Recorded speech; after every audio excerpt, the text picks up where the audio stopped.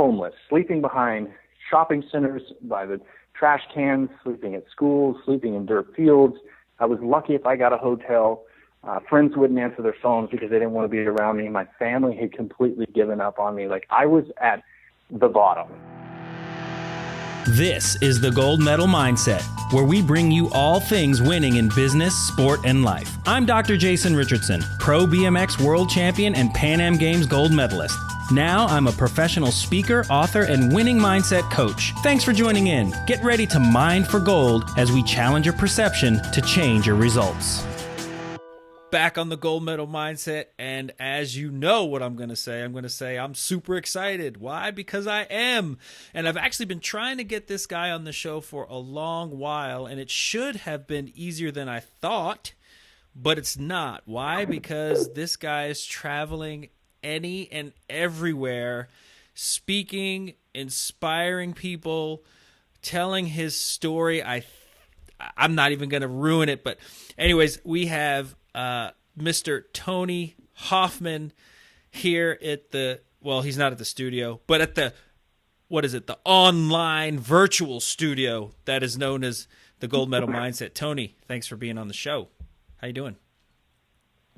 Doc, I'm good, man. It's good to be on here. I know that I've wanted to be on here probably as long as we've both been trying to get me on here, so it's good to be on the show. I know. When's the last time we actually saw each other face to face? Was it Rio Olympics, or was it maybe in a pretty cool condo 20 steps from the beach in Rio? I think that was it. That was it. That's crazy because, yeah, it feels like I saw you sooner, but not. I mean, I think when we parted ways at the airport,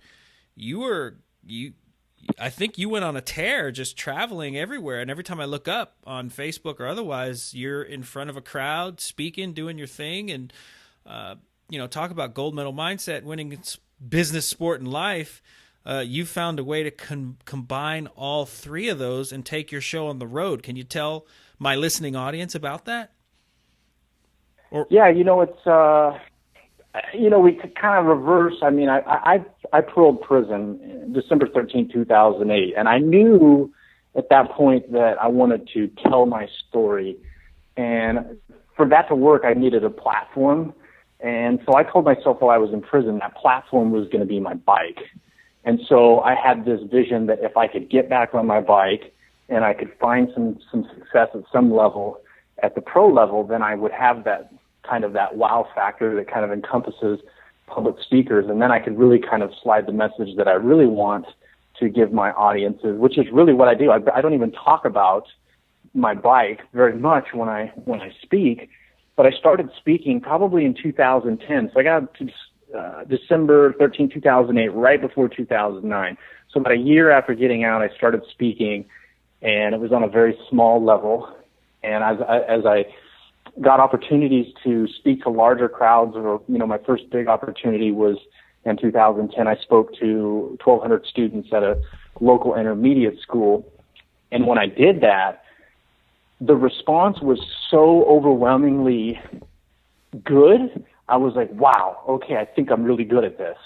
So then I started looking into, what does the big leagues of speaking look like? Is this a career possibility? Can I help more people than just my local city? Because really, I just had a passion to tell my story and help anybody and everybody. And I absolutely believed 100% that my story was capable of reaching all the way across the country, and, adults, young adults and teenagers alike. I thought I could impact anybody. And so, that's what I did. I looked up online to see what it was like, and I was like, wow, this is something that could take me into a career. And so that was what I did. I started making moves that you would need to make to get on the national level. I was introduced to the agency I speak for, and, oddly enough, they denied me at first, because I was a BMX athlete and not a basketball, baseball, hockey, or football player. They were looking for really big wow factors, but they did leave me with some advice. You need a website. You need testimonials.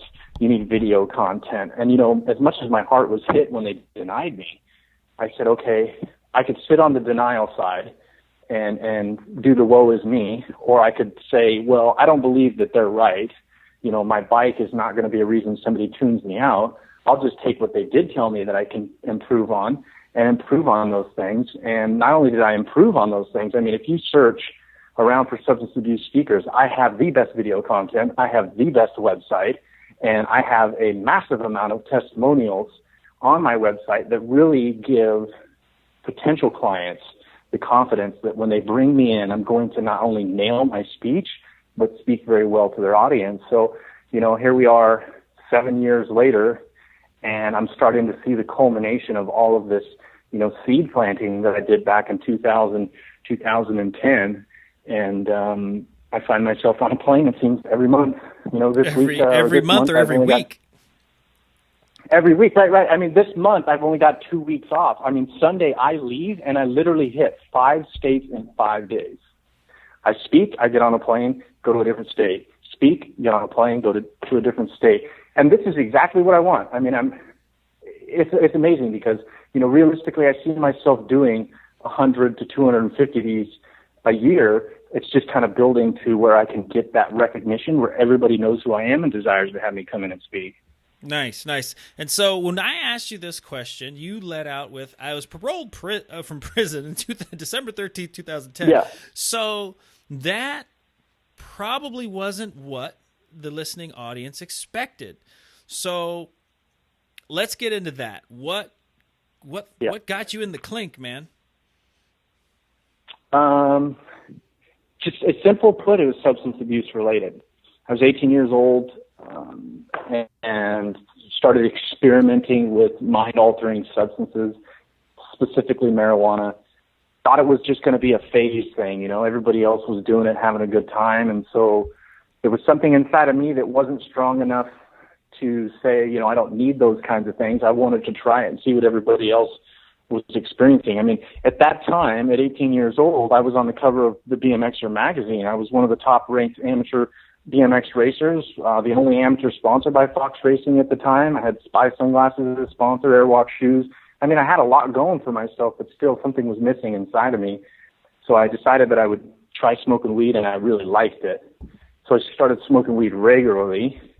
And before you knew it, a friend had called me and said, we should try this pill. And this pill was a pharmaceutical painkiller called Oxycontin, which is very well known today, probably not so much for its actual positive attributes for pain management, but because it's ruined so many lives that stuff's bad around news. The country. Bad news. Yeah. Right. And when you hear the name Oxycontin, most people don't think, oh my God, because of that, my grandpa can work again or my dad can work again. When you hear it, you're like, oh my God, my nephew, my cousin, one of my best friends, their lives turned upside down or they overdosed and died. And so, but at 18 years old, I didn't know that drug was basically the same thing as heroin. It was just packaged in one bottle, came from a doctor.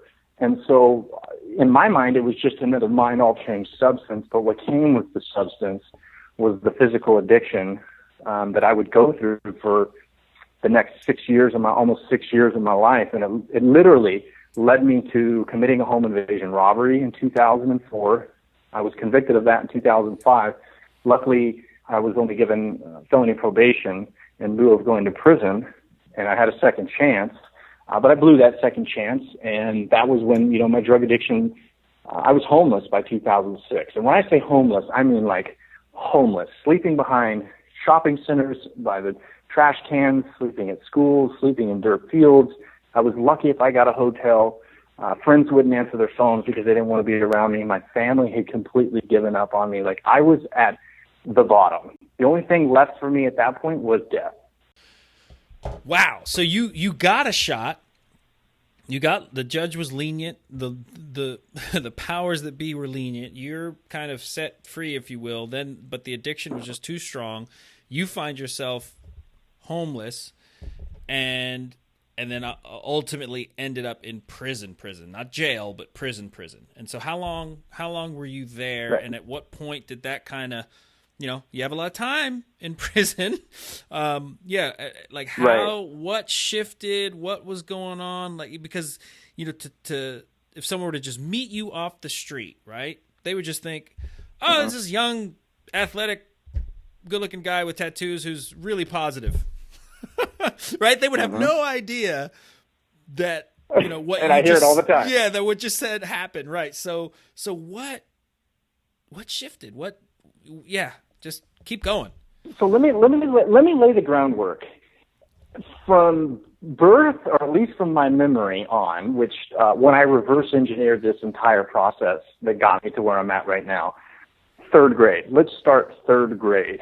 Here's a kid who loves basketball, looks up to Dennis Rodman, loves Latrell Sprewell, loves Allen Iverson, loves Charles Barkley.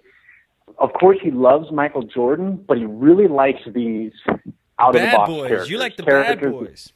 The bad boys. They say whatever they want. They do whatever they want. Latrell Sprewell has a problem with his coach at practice. What does he do?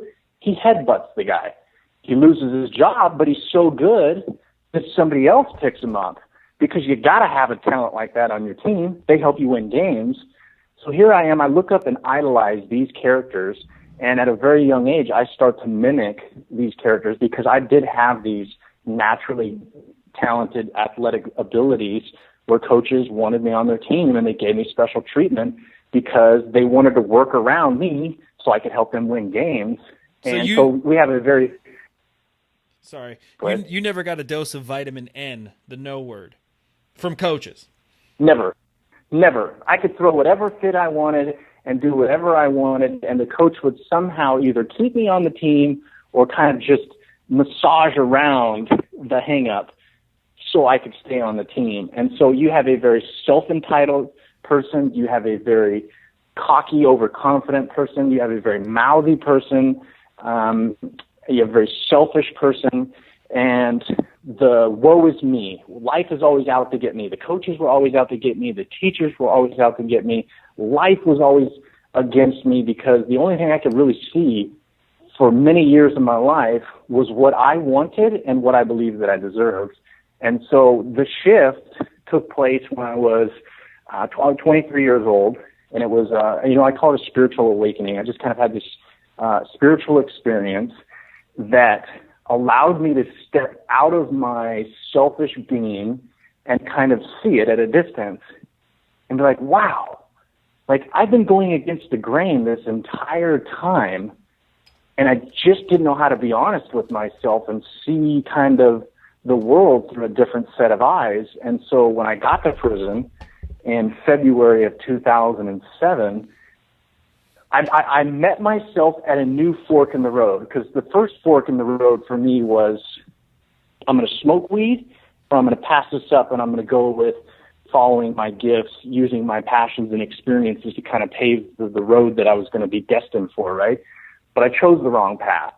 And then now I'm sitting in a prison cell, and I read this quote that says, be careful what you think, because your thoughts become your words. Be careful what you say, because your words become your actions. Be careful what you do, because your actions become your habits. Key word is the habits. Be careful what you make a habit, because your habits become your character, and your character becomes your destiny. And I really just started reading that, because it was deep. Yeah. It was deep. It was like my whole life is really come down to what I think. And so I'm sitting in a prison cell, and now I'm at a fork in the road. I can keep going the way I'm going, and I'm going to die. There was just to be graphic and not too much graphic, but let's just say I was sleeping at the Motel 6. I would shoot up about 4 80-milligram Oxycontins and a half a gram of cocaine or methamphetamine at the same time.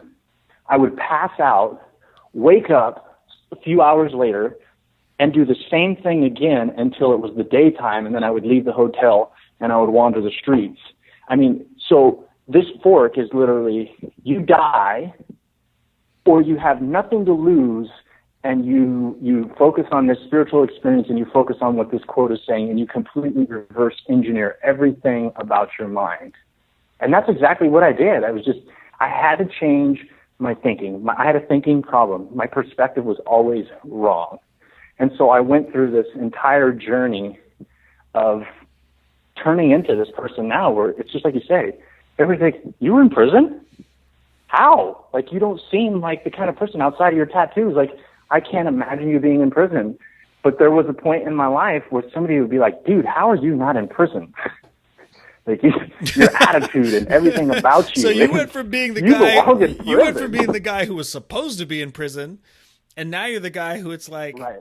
You know, you're just, how were you and there? I'll give you an example.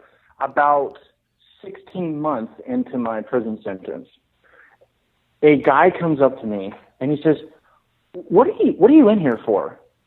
And I was like, armed robbery. And he said, dude, there's no way you're in here for armed robbery. Like, you're in here because you stole candy from a 7-Eleven or something, right? Like, you didn't put a gun in front of somebody's face. I'd pull out my paperwork and I'd say, look at it right there. That's a 211. It's a 211A. It's a home invasion, armed robbery. Like, and they would just be like, you don't seem like the kind of person that would do this. Well, they didn't meet the person that went into prison. They met the person that was getting ready to come out. And so really, prison became this training ground for my mind. I was away from my friends. The only thing I had to do was wake up and go to sleep. They fed me. I had a place to use the restroom, and I had a place to lay down and sleep. And so I just utilized that time to start on, like, I'm a big macro micro person, just like that Gary Vee guy. He talks a lot about macro and micro. And so for me, I saw these character defects, and I said, I want to break these down into a macro and micro perspective. What is it going to take for me to fix now that over time will become this big change in my life? For me, it was like, we're talking like the macro was going to sleep at night before 4 a.m. Wow. And waking up in the morning at 6 a.m. The macro was putting my personal belongings in the same place every time and organizing them so they weren't in a mess. The macro was getting up and learning how to make my bed every single day. The macro was getting up every single day and brushing my teeth. Now, people listening are probably thinking, what a dirtbag. Like, this dude had those kind of problems. Everybody's macro and micro cycles are totally different. But for me, if I could turn those things into small successes along the way, I felt motivated. Okay, I just mastered making my bed. I could do it every single day. Okay, look, it's 5 a.m. or 4:30 in the morning. I'm the first dude up. I've got my coffee already made. My bed's already made. My stuff is organized. I'm programming better than anybody in this entire prison. I saw that as a success. Like, I just became competitive at the macro and micro cycles because I knew that if I wanted to be successful when I got out, I had to have those mastered. And if I could master those, then I could master every single thing else that came my way when I got out of prison. Wow. Okay, so I got to ask this question, and if I may ask, so when you were in prison, I mean, clearly you were still like physically addicted to substance. So, right. How long did it take to kind of? And I've seen people detox. It's rough. I mean, how long did it did that all of that take before you started to even get some semblance of clarity? Before the shift, I mean, and here's the deal. I'm a big spiritual person, right? And maybe it's just my perspective changed, and I was able to kind of see the good in every situation, and that helped. But I did 90 days in a cell on 23-hour lockdown. I got to leave to take a shower. That was it. Because when they put you into reception, they house you based on your crime, not your time. So based on my crime, I should have been with all of the murderers, the attempted murderers, the assaults, the mayhems, which is where I went. Because those guys were all going to go do 7 or more years in a cell. Most people that do my crime get that kind of time. I had gotten 4.5 years with 2 years credit. So because I was only doing 4.5 years, I was only housed in cell living for 90 days. So I didn't have access. When you get to prison, there's a lot of drugs. But for the first 90 days when I was detoxing, and by the way, it was 90 days before I got a whole night's sleep.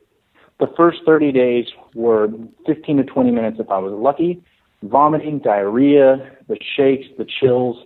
It was the worst flu ever for the first 30 days. Oh my gosh. The next 60 days was not being able to sleep through the night. My body still ached. My knees hurt. My back hurt.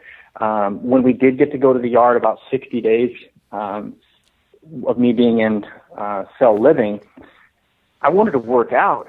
I tried to do a pull-up. I couldn't even do one pull-up. I mean, here's a guy that can knock 15 pull-ups by the time he gets out of prison, and I mean slow, like slow motion pull-ups, all the way up, all the way down, behind my head, in front of me. It didn't matter. Slow motion pull-ups all the way. When I first tried it, I could barely do one. So I had the first 90 days where I didn't see any drugs. Then I get transferred to a prison where the cops actually did their jobs, and so there was no drugs on the yard. So here I am being forced into sobriety, kind of, even though I wanted to get clean, and I knew I wanted to get clean. I will say this, when I got into the cell living, I was making wine with one of my cellmates. He was a winemaker, so we would make wine and get drunk once a week. So I was still struggling, but I wanted to get clean. So then I get to this mainline prison, and I'm basically forced to get clean because, again, the cops are doing their job. So I left there at, I think, 9 months of being into a 24-month sentence. So when I had all of this first year to kind of be forced to get clean, the clarity really came kind of, I want to say around 8 months. Like at 8 months, the vision became clear. I was in the cell at Wasco when I read that quote, and 2 weeks later, I knew I wanted to get on my bike. And by the time I got to Catastrophe, after 90 days, I think it was about 6 months that I knew I wanted to become a public speaker and start a program for kids. Okay. And so I started to get this clarity. There we go. So I started to get the clarity. This is beautiful. This is beautiful. We have to make sure parents listen to this show when we push it out, because I love that there's redemption. I love that there's resilience, and I like that. I mean, this is like, as a psychologist, this is like all the stuff. Like, this is what I live for when I get out there and try to help and work to help people. Is like you're talking habits, you're talking thinking, you're talking like I could walk away right now and you can like host the show. but it's right. True. I mean, you're like, I had to change my thinking, but in order to do that, I had to get to work. But before all of that, I had this vision, right? So it's like, so you getting clear, then you getting to work, then you like being humble, all of that stuff, right? Which are just like the seeds to anyone's success anywhere, really. I mean, forget being like high-paid public speaker guy, just like being a decent dude who shows up to the office every day, or just being, a decent student. Absolutely. It's just basic kind of fundamental, mental in caps stuff to do. So I don't even know. Here's what's crazy. Here's what's crazy. It's so basic, right? We could agree that this process is not like, it's not only reserved for the Kobe Bryants. Nope. It's just that the Kobe Bryants have become so in tune with the process that they get it, they work it, and it works. So it's there for anybody. It's basic, but most people don't use it. Yeah. Because if you don't buy into it, you don't get anything from it. It's not like you can go half in. If you go half in, it won't work. Because half in means that your mind is still closed off to the process. So as soon as you get hit with a little bit of adversity, your fear will say, see, it didn't work, go away, turn around. Right. Instead of saying that this is part of the process, I work through it, I believe through it, I make it happen with my thinking. And so that's, I just wanted to say, as basic as it is, it seems that most people are unwilling to jump in and take hold of the process and let it do its thing. Well, it's like those movies, right? This is the challenge if you accept, right? Like that, comma, if you accept, that is the disclaimer. Because and it's funny because you hear that flippantly, you kind of just hear it and it's a throwaway line. It's like, no, that if you accept, that is the contract. That right there is it goes a lot deeper than most people think. And I always say it's simple. It ain't easy. It might not be easy, but the math is simple. So that's right. So okay, so you're set free, right? You've hit this shift. Yep. You're you're working your macro and your micro, creating habits. You're set free, and then you're kind of you're let out, right? And I'm picturing like the scene of when someone gets out of jail and they close the gate and you kind of hit this 2-lane road. Tell me about, or tell them us about the bike, and then how all of that work, because even that bike story didn't go as you thought it would. No, it didn't. But I was bought into the process, and I knew that kind of the universe was at control to some extent of the direction that I went. I think that the bike was just part of the process to get me where I'm at. So when I paroled, I was picked up by Randy Stumphauser. Those BMXers definitely know him. My family, Robert Rio Frio, and my brother. I luckily had my parents back in my life. I didn't see them for many years, but they came back to my sport when they noticed I was changing, and we went straight to the track. Like, we went to Mimi's Cafe, and then we went straight to the track. Wow. And I started working. There was just, in my mind, there was no time to stop and look at the flowers, because the flowers they're many years from now. I still don't get to look at the flowers, and I'm still not interested in seeing the flowers, because I don't myself think I've made it to where I truly believe I'm supposed to be. I'm still in the process of go. There's no time to stop. Although I have learned to stop a little bit and enjoy the scenery. But we literally, in my mind, I just said, I've got to get straight to this, because if I stop for a minute or too long, then my mind will want to start going back to old habits and coming back into the old ways. So I went straight into the vision, went to the track, raced my first pro race ever 5 months after getting out. Hadn't touched a bike in 7 years, mind you, and I podiumed. Nice, top 3. Nice. And I was just, and it was like, I knew it. Like, for me, the macro was, again, to go back, was doing sprints in 15 degrees at Catastrophe State Prison while it's snowing. Nobody's on the yard. It was 115 degrees at Avenel State Prison, and I'm working out, doing sprints so I'm ready when I get on my bike. There's nobody on the yard. It was the macro. When I got out of prison, I mean, it was raining. It didn't matter how bad it was raining. I was out training, because I knew that if I exerted myself for the first time in my life, my natural talent could do its work. And it did. When I showed up, I took 3rd place. And in fact, 2 weeks later, I almost won. I messed up over the first jump. I was winning the race, and still, it was there. And so I went on this journey, and I won 5 races the first year, turned AA, probably way ahead of my time in terms of my bike handling skills, because I was so squirrely, because I hadn't been on a bike very much. So let's back up, because you're getting into very, very BMX talk. And so basically you turned pro, and when you turn pro, you race. There's 2 levels of pro, kind of like a minor league and major league. You made enough money to turn into the major league of BMX pro racing, probably before you were ready. Right. Just wanted to put it in layman's terms for everyone. Yeah, in terms of skills. Yeah. Yeah, you had the speed. I mean, let's just say I was a pitcher. I had a 104-mile-an-hour fastball, but I couldn't get it over the plate, but 40% of the time. Right. But that 40% of the time was enough to get me into the big leagues. Right. And so, and when I got to the big leagues, that was when, I really learned so much more about myself, because I had reached this breaking point where it was like, I'm one of the strongest dudes out here. Like, I can horse most of these guys in the first jump. Yet when it comes to the race, I can't convert. And so what did I do? I threw up my hand and said, I don't know everything, which was the old me. I know everything. Don't tell me what to do. And I called you. I was like, dude, I need help with my mind. Something is not right with the mental side of things. And I knew I was capable.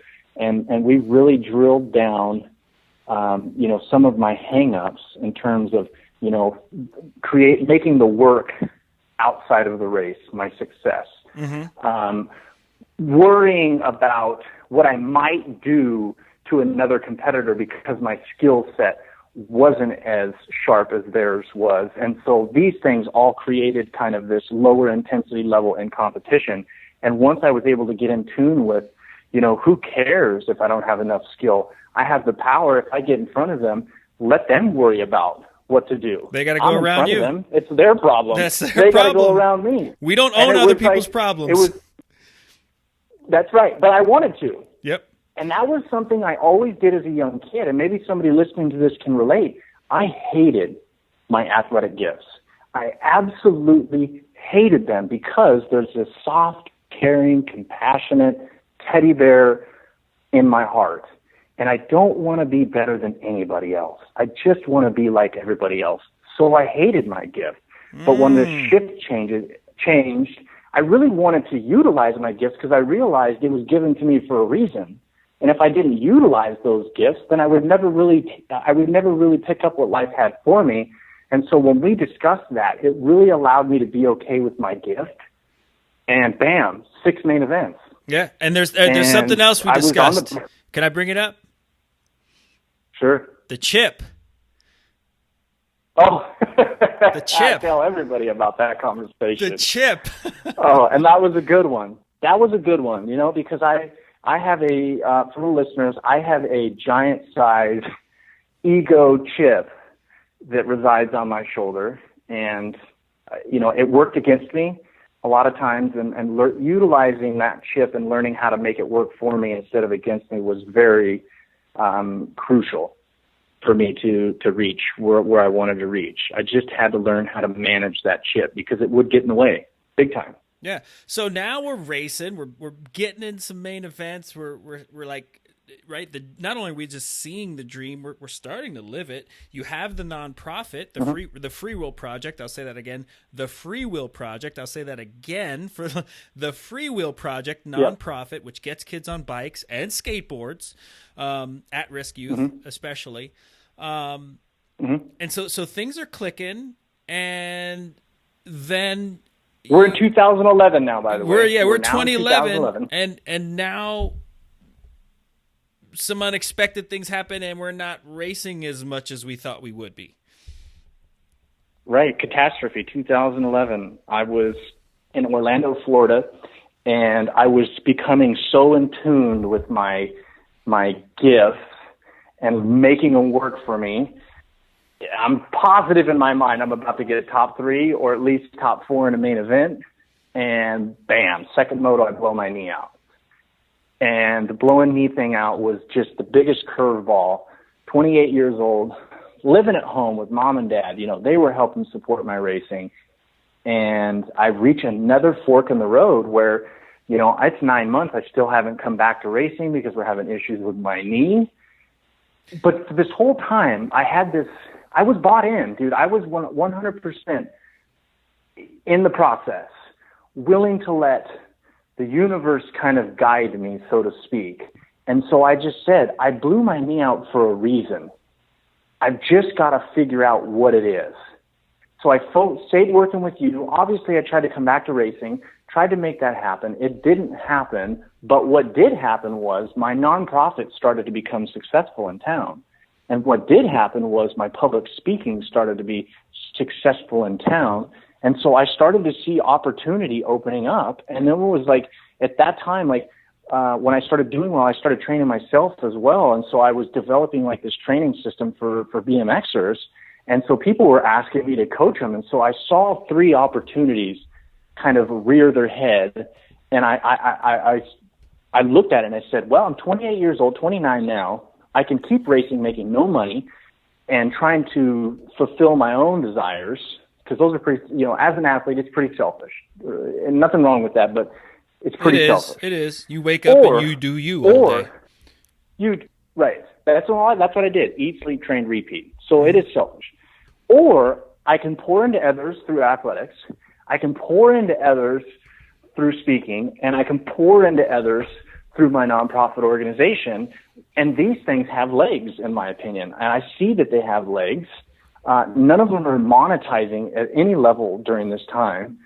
But I said, if I just work it, the process will work itself out, and the money will come with it later. And so I started digging.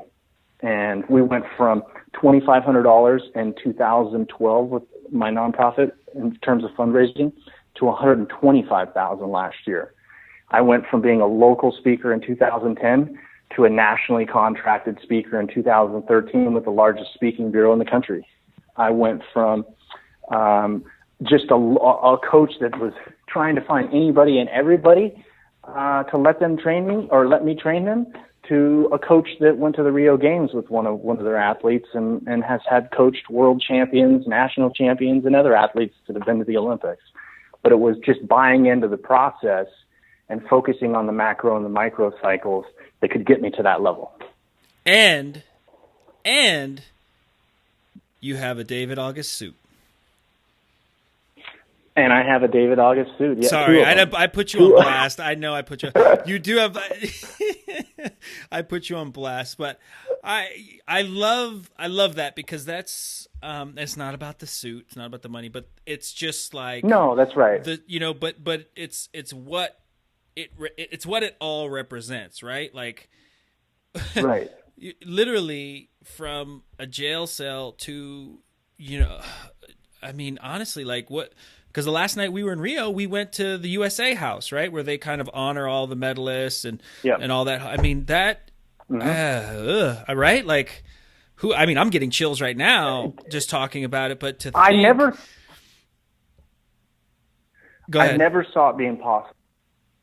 The first night I tell every audience that I speak to, that night that I walked out of my best friend's house, who now is dead from a drug overdose.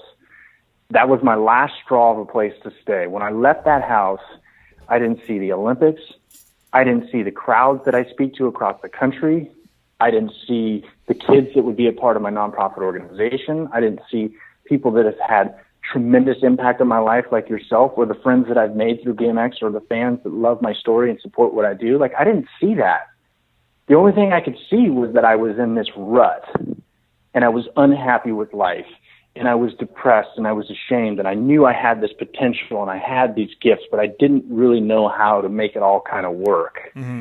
And so, being at the Olympics, I mean, it was so surreal. It was like, I cannot believe that I'm here, and it's like the success with my speaking. It's allowed me to get nice things, right? Like, I've accumulated some pretty nice things, and it's like, but at the end of the day, those nice things are nothing more than things, and I never see them anything other than I'm just enjoying life. But if I had to give it up, I'll give it up. No, I'm pretty sure. It doesn't matter to me. Yeah, and it was cool to watch you work at Rio. We were roommates for a week, and it was cool to watch you move through space because, you got up every morning, you did your thing, humble pie all the way through.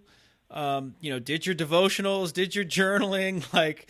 You'd have your candy binge at the end of the night, and like that was your deal. And I'm like, okay. And the whole time in between coaching and doing the work we shared, it was like, I'm just responding to people who want me to come speak. And I was like, okay. Like, I literally, and it was cool because we had worked together. I'd work with you as an athlete and helped you, and then it's like I'm sitting there just taking notes on how you're running things. I'm like, okay, right. I could change my. What's funny? There's a lady. We got in contact while we were at the Olympics, and her son was in a life or death situation and needed to get into rehab. I remember that. And she loves to remind me. Because her son is still sober to this day. Has been sober since July, when I helped get him into a treatment center. And she just says, you were at the Olympics and you were willing to pick up a phone and help my son. And she was like, I just want you to realize how much that speaks about your character. And for somebody that's listening, with my speaking, because I've had astronomical amounts of hurdles that I've had to get through with my speaking, I am never too good for the work. I will do the work. I don't care where it's at. If somebody can fly me to a place and make it worth my time to speak, because I do want to help the people, I'm there. I don't expect somebody to pay me $20,000. I don't expect somebody to pay me $10,000 to speak. The only thing I want to do is speak, and I want to do the work because I love doing the work. And I believe that is a huge part of why I am becoming more successful is because I'm not too good to do any amount of work. I reply to every single person that sends me a message on Instagram, every single email that comes through my inbox. They're all extremely important to me, and I believe that they're all part of the process, and the more I focus on the process and complete the work with 100% enthusiasm and bottedness, then the energy just comes right back at me. Nice. Dude, like I said, I don't even need to host the show. Done. So, yeah, I can't even ask you all the questions I normally ask because you answered them. Biggest win, biggest loss, and what? Well, I'll ask you this last one because I have to actually pick up my kid from soccer, and you killed it. So I think we're good. Like that's a lot of gold medal mindset stuff for everybody. Yeah. But what's the last thing is what's one thing you wish? Well, there's two things. I want you to tell everyone how they can get in touch with you and how they can help what you're doing and support the Free Will Project. But before we get to that, what is one thing you wish every human being knew? That your gift, it doesn't matter what it is, was designed specifically for you and your purpose to wake up every single day and go to bed every single night, knowing that you're getting to do what you love, help people, and enjoy life because of the process. And I will explain it this way. There is a guy that went to prison, just like myself, who got out, who now makes $500,000 a year. It's not about money. But he said, I am OCD and a neat freak. Mm-hmm. He realized that his neat freakness was a gift. Like it. I love it. Is a gift. So what does he do? He started a cleaning company. Perfect. He's got 15 cars that are servicing homes because he's a neat freak. That's it. Just think about that. That's it. Your ADD is not a curse. Your ADD is a gift. What's it for? I can't tell you that. You have to figure that out through time and self-awareness and getting in touch with that gift and how you can utilize it. But I wish that everybody could see that, because once I realized that I had special gifts that were unique, that can not only benefit myself but others, I think others first is important, then life became this enjoyable process, even in adversity, because I have had it. My biggest loss was 2015 when I didn't get one speaking job, and I thought my speaking career was over. But it wasn't. It was about to start. And yeah. And that's Seth Godin talks about the dip, and it's usually at that dip that, that lowest point. That's basically, are you in or not? Do you really want to be the best? And it's funny. Yeah. Because that dip caused me to get more proactive with my speaking career. Because I thought when I signed with the agency that, I'm with the agency now, everything's going to be great. Nope. The agency's job is not to go out and book me all the time because the clients aren't always calling them. It's my job to pound the pavement and get the clients. Right. So once I hit that dip, I said, I'm up in the ante, I'm working twice as hard, and then bam, here we are. Nice. And if you if you read my free ebook, that's one of my rules. Don't think that other people are going to make money for you. No one will. Yeah. That's an athlete one, because not yet for me. Yeah, athletes have a bad habit of that, because it's like, oh yeah, my so and so handles that. It's like, okay, they're not going to handle it once you stop running fast or throwing the ball far, or because there's other people. But all right. So how can people support your cause? Find you? XYZ 123. Absolutely. Tony M. Hoffman on Facebook, on Instagram. I have a public page for my speaking on Facebook, Instagram. Obviously, Tony M. Hoffman. You can reach me through my website at TonyHoffmanSpeaking.com. And you can read more about my nonprofit organization that uses action sports to work with at-risk youth. It's Freewheel, FREEWHEEL, project.org. And on there, there's plenty of information about the work we do with kids through our summer camps and after-school programs. Maybe you'd just like to send me a message and let me know that something you heard helped you, or you had more further questions. I'd love to answer those questions as well. So you can reach me through any of those avenues. All right. Well, Tony, I do appreciate it. I suspect I will see you when you come down to the training center, or probably at another bike race, or maybe we'll share a stage one day. Who knows? Crazier things have happened. Yep. But hey, man, I love what you're doing, and I do appreciate you being on the show. Thanks a lot. Absolutely. Thanks, Doc. Thanks for taking the time to mine for gold on the Gold Medal Mindset podcast. Let's keep the conversation going on Twitter at RealDrJRich or on the web at drjasonrichardson.com. That's drjasonrichardson.com. Take care and have a great day.